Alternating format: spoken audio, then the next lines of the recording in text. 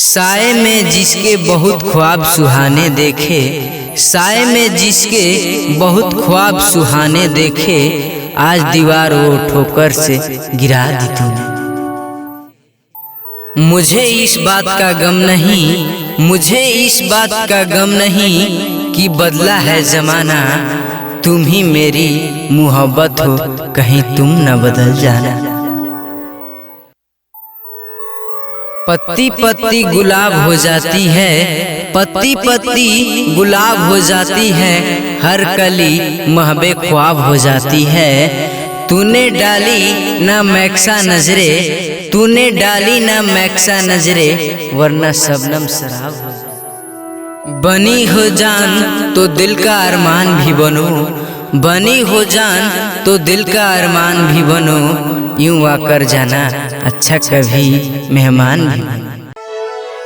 जिस गुलशन के फूल ही ना हो तो बाहर कहाँ से आ सकता, हाँ जिस गुलशन में फूल ही ना हो तो बाहर कहाँ से आ सकता, जिसके जिंदगी में दोस्त ही ना हो तो प्यार कहाँ से पा सकता। जब याद तुम्हारी आती है, जब याद तुम्हारी आती है, तब दर्द जिगर में होता है।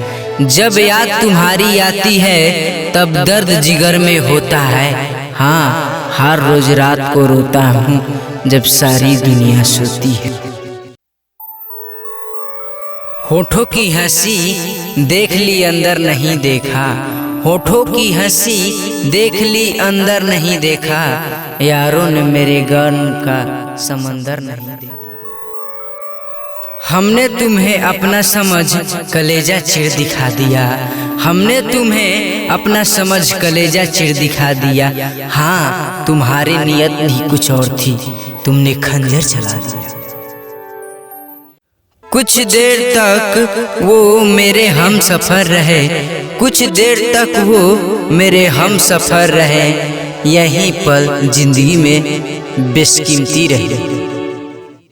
जवानी की दुआ लड़कों को नाहक लोग देते हैं, जवानी की दुआ लड़कों को नाहक लोग देते हैं, यही लड़के मिटाते हैं जवानी को जवां होकर। जिस गुलशन के फूल ही ना हो तो बाहर कहाँ से आ सकता, हाँ जिस गुलशन में फूल ही ना हो तो बाहर कहाँ से आ सकता, जिसके जिंदगी में दोस्त ही ना हो तो प्यार कहाँ से पा सकता। जब याद तुम्हारी आती है, जब याद तुम्हारी आती है, तब दर्द जिगर में होता है। जब याद तुम्हारी आती है तब दर्द जिगर में होता है। हाँ हर रोज रात को रोता हूँ जब सारी दुनिया सोती है।